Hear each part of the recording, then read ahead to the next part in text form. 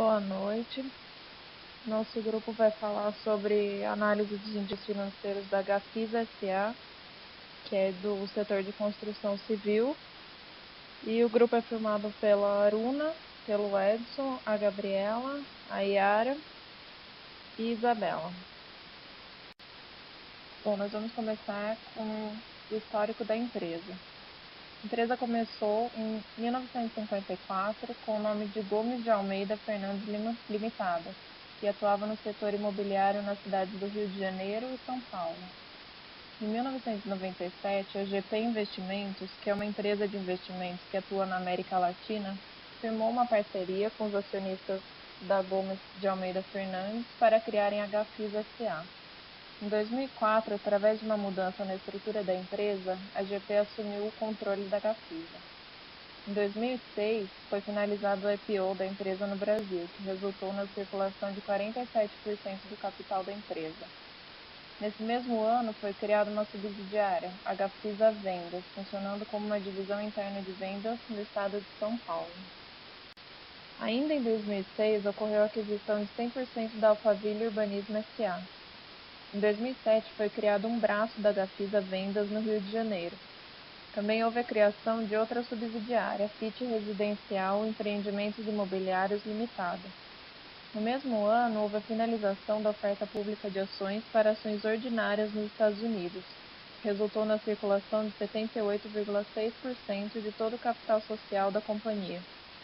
Ainda nesse ano, foi celebrado um contrato com a Cipes Engenharia S.A., formando a nova Cipes, em que 70% da participação acionária é detida pela Gafisa e 30% pela Cipesa.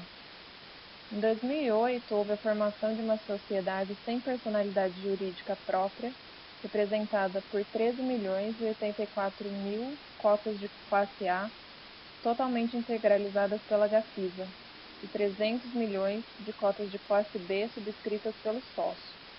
Esses fundos serão utilizados para adquirir investimentos acionários em empresas de incorporação imobiliária que têm até 31 de janeiro de 2014 para resgatar totalmente a participação dos sócios. No final de 2008, a Gafisa e a Tenda concluíram a combinação de empresas na qual a FIT foi incorporada pela Tenda, a fim de consolidar suas atividades, já que ambas atuam no setor de baixa renda no Brasil. Em 2010, a Gafisa concluiu uma nova oferta primária de ações no valor total de 1,06 bilhão, com o objetivo de financiar o crescimento futuro, reduzindo o nível de alavancagem financeira da companhia. Falando um pouco do perfil corporativo da empresa, a Gafisa é uma das empresas líderes no mercado de incorporação, com atuação nacional e foco em empreendimentos residenciais. Ela possui três marcas distintas: a Gafisa, que tem foco em empreendimentos residenciais no segmento de média, média alta e alta renda, preço de venda superior a R$200 mil. A Tenda, com foco em empreendimentos no segmento popular, preço entre R$50 e R$200 mil. E a Alphaville, venda de lotes residenciais com preço entre R$70 e R$500 mil. O Conselho de Administração e Diretoria é formado por 9 conselheiros efetivos. Todos foram eleitos em 11 de maio de 2012. A diretoria executiva é formada por um diretor-presidente e 5 diretores. Todos têm mandato até 25 de maio de 2015. A composição acionária da Gafisa tem uma porcentagem de 86,58% de ações no mercado, 7% no Polo, 5,47% na FUNCEF, 0,10% no Conselho de Administração, 0,7% na diretoria e 0,14% na tesouraria. Aqui nós conseguimos ver a composição acionária por quantidade de ações. A gente consegue ver no total de 435 milhões de ações, 376, quase 377 milhões de ações estão no mercado. Em relação à auditoria externa, na metade de 2013, a Gafisa trocou a empresa de auditoria independente da Ernst para a KPMG, que vai auditar as demonstrações financeiras a serem encerradas em 31 de dezembro de 2013. A mudança ocorreu por circunstâncias comerciais e também para antecipar o rodízio obrigatório da CVM. Falando um pouco da análise do setor de construção civil no Brasil, nós podemos observar que o setor público tem um importante papel no crescimento desse setor, por meio da implementação do programa Minha Casa Minha Vida e da ampliação da participação dos bancos públicos no crédito imobiliário. Nos últimos anos, observamos uma ampliação no saldo de empregos gerados no Nordeste do Brasil, que se mostra como indicador de desconcentração do setor, que é muito forte no Sudeste, que representa um mercado a ser explorado por empresas que atuam nesse setor. Aqui são os principais concorrentes da Gafisa, que são MRV Engenharia, Cirela, Exetec e PDG.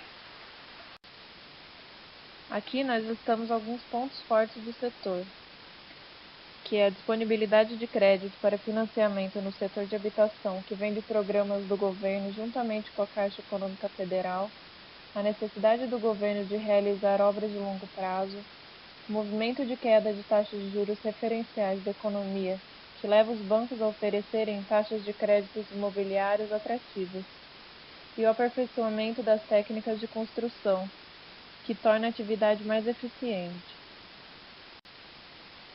Ainda na análise SWOT do setor, nós listamos alguns pontos fracos. A baixa qualificação da mão de obra, que reduz a eficiência. Com o mercado aquecido, a mão de obra, mesmo desqualificada, ficou cara, que reflete na elevação dos custos. O setor está exposto a especulações e é vulnerável ao preço dos materiais de construção. O setor possui dinâmicas regionais distintas devido à extensão do território do país, que dificulta o planejamento de estratégia das empresas, que pode levar a erros estratégicos. Aqui nós elencamos alguns riscos do cenário. O setor considera a recuperação da atividade econômica ao longo do ano de 2013.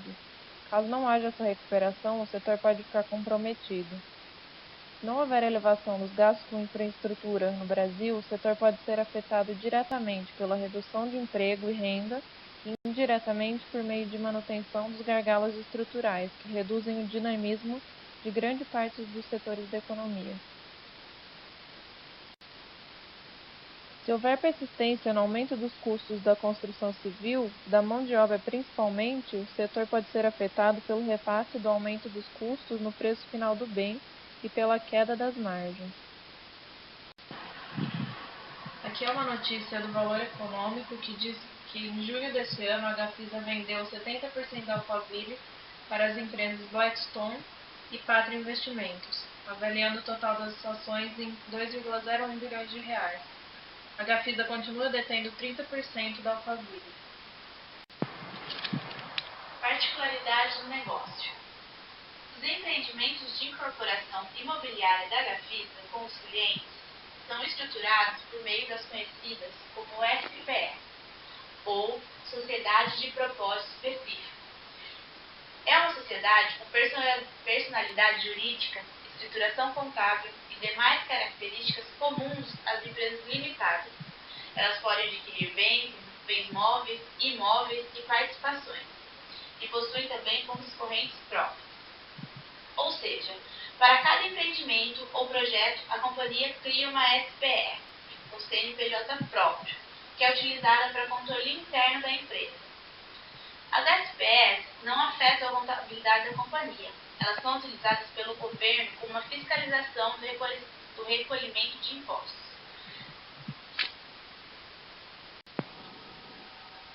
O reconhecimento da receita para o setor de construção civil é algo particular à atividade. Quando a empresa espera a geração de benefícios econômicos ao longo de vários períodos contábeis, e a confrontação correspondente da receita somente possa ser feita de modo geral e indireto, as despesas e o custo são reconhecidas diretamente na negociação do resultado e são embasadas em procedimentos de alocação sistemática e racional. Contrato de construção. O contrato de construção pode ser negociado para a construção de um ativo único, como por exemplo, uma ponte, uma estrada, um túnel, ou para a construção de ativos que sejam interrelacionados em função da sua concepção, tecnologia ou até mesmo seu propósito de uso final, como por exemplo, as refinarias. A precificação dos contratos também possui dois tipos. A primeira, onde o contratante concorda com o preço ou taxa pré-fixado por unidade concluída. E o segundo, contrato em que o contratado é reembolsado pelos custos projetados adicionados de uma margem. O reconhecimento da receita e dos custos da Gafisa são segmentados em 3 tipos de operações. A. Vendas a prazo de unidades concluídas. B. Vendas de unidades não concluídas. E C. Prestações de serviço. No primeiro tipo de operação, onde não há contrato de venda durante a execução da obra, os custos incorridos são alocados no estoque, em conta denominada estoque de imóveis a comercializar. A partir do momento em que o contrato é assinado, reconhece-se todos os custos incorridos até o momento. No caso de obras concluídas, 100% dos custos com a obra. Já no segundo tipo de operação, quando o contrato é firmado anteriormente ao início das obras, os custos incorridos no período afetam diretamente o resultado, e a receita é reconhecida pela porcentagem dos custos incorridos dividido pelo total de custo orçado multiplicados pela receita total do projeto. À frente exemplificaremos esse tipo de operação. Esse método de reconhecimento de receita é denominado POC. Ele segue o regime de competência e desconsidera o efeito caixa. Isso traz dois casos. Caso 1. Quando há um reconhecimento superior ao que efetivamente foi recebido pela empresa. Nesse caso, a Gafisa registra essa diferença em conta do ativo denominada contas a receber de incorporações e serviços prestados. Caso 2. Quando ocorre o inverso e é recebido um montante superior ao que foi reconhecido de receita no período. Essa diferença é contabilizada em conta do passivo, denominada obrigações por compra de imóveis e adiantamento de clientes. O terceiro tipo de operações realizado pela empresa, o reconhecimento da receita é feito na medida em que as etapas do serviço contratado são finalizadas. Nesse slide consta um resumo de como são reconhecidos os custos, receitas e encargos financeiros pela Gafisa. Na prestação de serviço, o custo é reconhecido no resultado conforme etapas do serviço contratado são finalizadas. Anteriormente são alocados no estoque. A receita também segue o raciocínio do custo. E os encargos financeiros também são apropriados ao custo incorrido. Como podemos ver, venda de unidades concluídas. O custo é estocado durante toda a obra e só afeta o resultado no momento em que o contrato de venda é assinado, transferindo todos os riscos e benefícios para o cliente. A partir desse momento, também reconhece receita, que será proporcional à porcentagem de conclusão da obra ou de 100% no caso de obras finalizadas. Os encargos financeiros demonstrados referem-se a juros de financiamentos ligados diretamente à obra. Agora vamos exemplificar como acontece o método POC. Uma construtora firmou um contrato de preço fixo para construir uma ponte por 5 milhões. O custo total estimado é de 4 milhões. E os custos incorridos foram: no primeiro ano, 1,5 milhão, no segundo, 2 milhões e no terceiro, meio milhão, totalizando os 4 milhões estimados no início do projeto. No ano 2, o raciocínio é o mesmo. Portanto, devemos nos atentar que o estágio de execução é cumulativo. Portanto, devemos desconsiderar o que já foi reconhecido no ano 1, ou seja, 37,5% já foi reconhecido. No ano 2, devemos reconhecer apenas 50%, que é a diferença de 87,5% e menos 37,5%.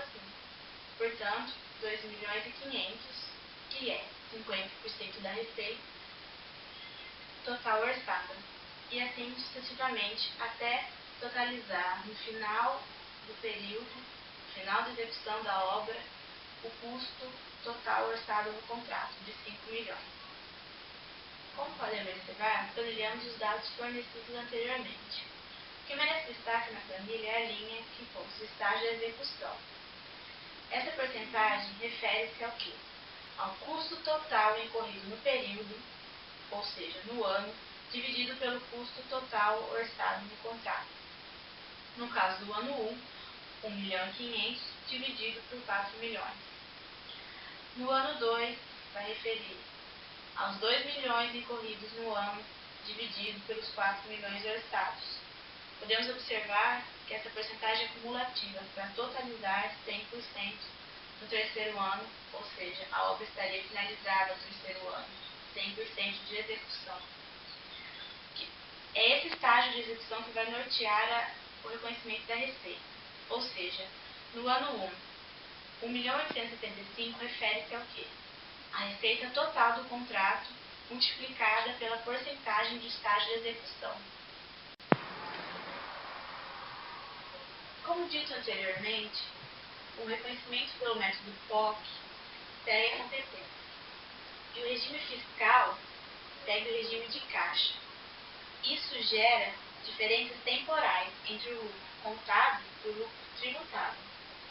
Esse fato dá origem aos impostos diferidos. A alíquota para o cálculo do imposto diferido é 34%, sendo 25% do imposto de renda e 9% de contribuição social sobre o lucro líquido. Porém, há uma particularidade quando se trata de prejuízos fiscais.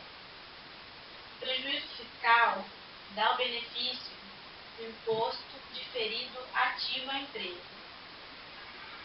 Só que esse imposto diferido ativo só poderá ser compensado com o imposto diferido passivo, ou seja, o imposto que a empresa tem a pagar, até o teto de 30% do lucro tributável do período.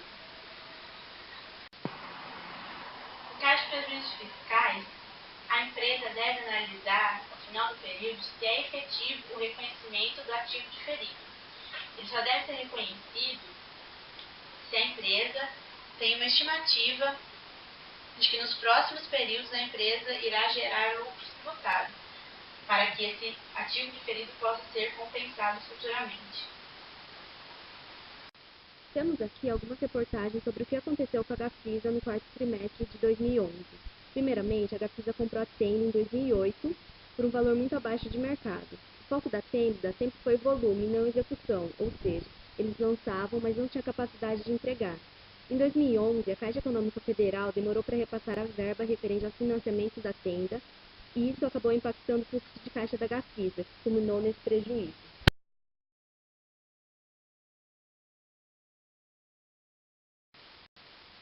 E a estrutura do balanço patrimonial da Gafisa no ano de 2011 e 2012. A gente pode perceber que o ativo circulante praticamente permanece constante nos 2 anos, enquanto o passivo circulante diminui bastante. Alguns indicadores sobre a estrutura de capital vai ser analisado posteriormente.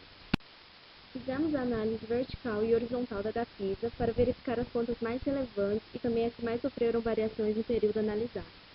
Conforme a análise vertical, as contas mais relevantes do ativo são as contas a receber de curto e longo prazo e os estoques.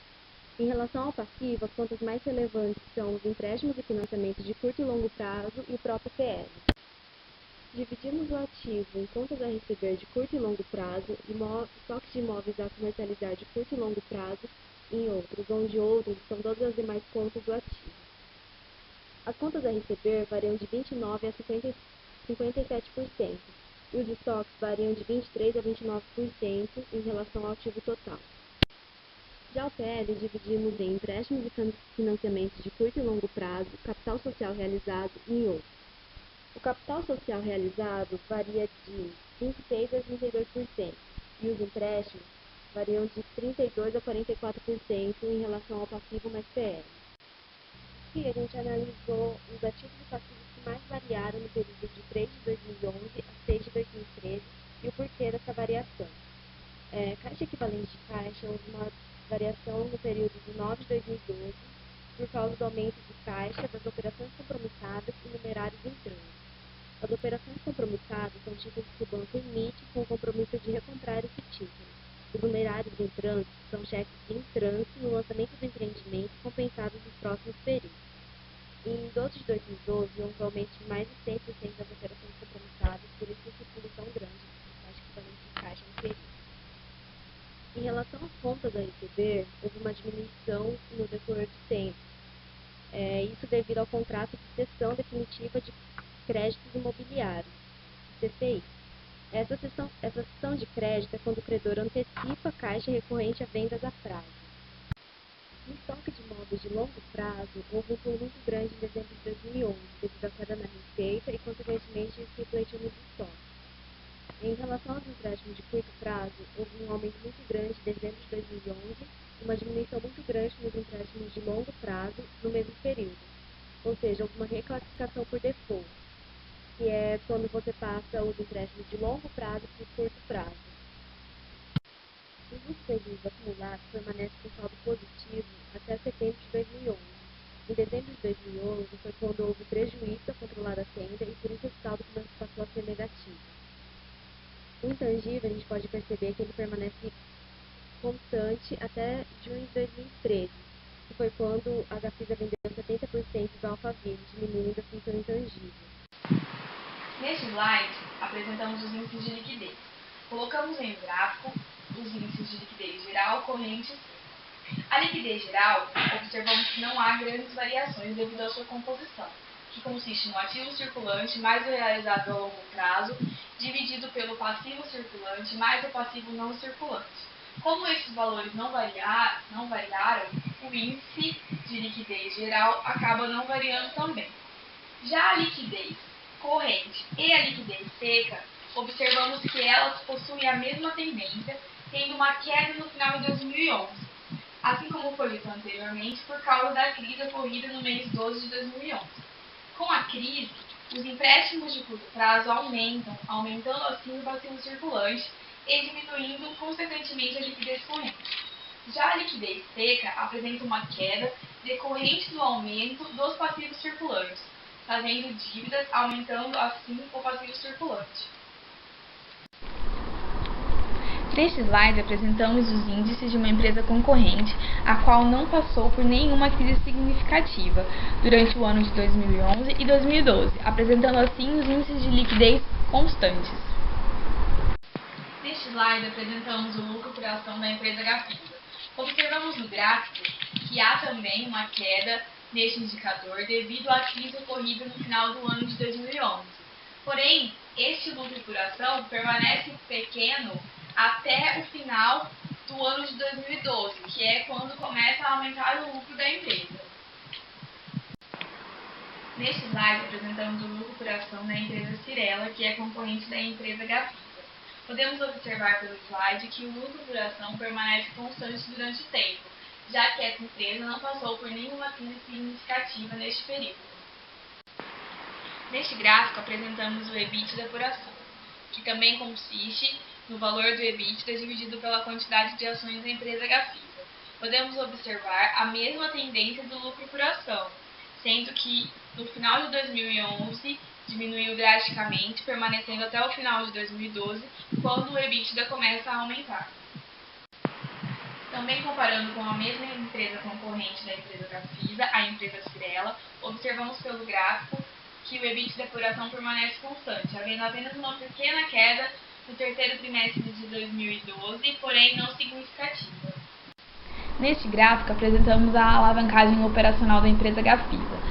A alavancagem operacional ocorre quando o crescimento na porcentagem das vendas provoca um crescimento na porcentagem do lucro bruto. Como a empresa passou por uma crise, não houve crescimento nas vendas e, consequentemente, não houve crescimento no lucro, fazendo assim com que diminua a alavancagem operacional da empresa. Analisando ainda a mesma empresa concorrente, da empresa Gafisa, observamos que a alavancagem operacional está diminuindo um pouco, porém não há quedas bruscas como houve na empresa Gafisa. Agora vamos falar sobre a margem líquida e a margem bruta. A margem mede a rentabilidade das vendas, fornecendo a indicação de quanto a empresa ganha como resultado imediato de suas atividades. Podemos observar que tanto a margem bruta quanto a líquida apresentam uma queda justamente na época da crise. Queda essa que se explica pela diminuição drástica do lucro neste período. Já a empresa concorrente, observamos que a margem líquida e a margem bruta permanece crescente ao longo do tempo. Isso significa que está havendo um aumento nas vendas e, consequentemente, no lucro. Este slide representa o endividamento da empresa Gafisa. No slide apresentamos a relação entre o passivo circulante e o passivo não circulante.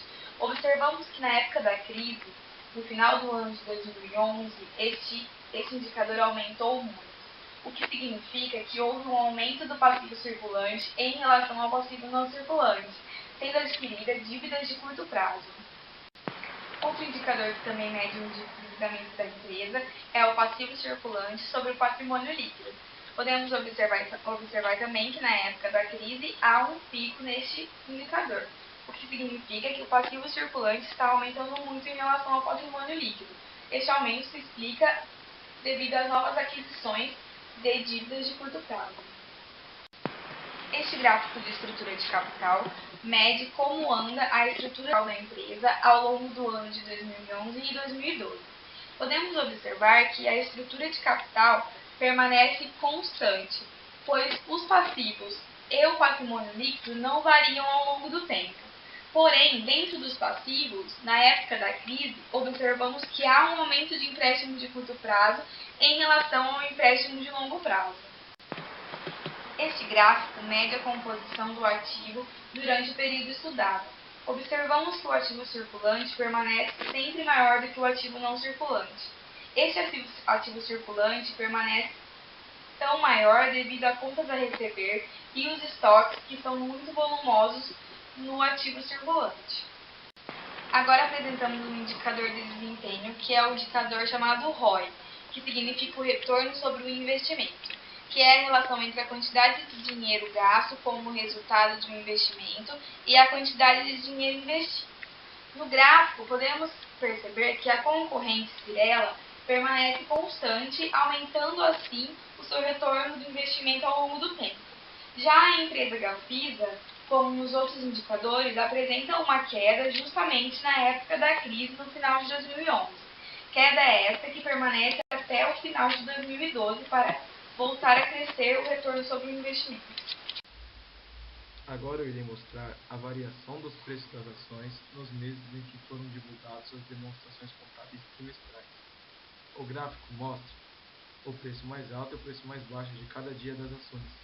A linha vermelha em destaque evidencia o dia em que as demonstrações foram divulgadas.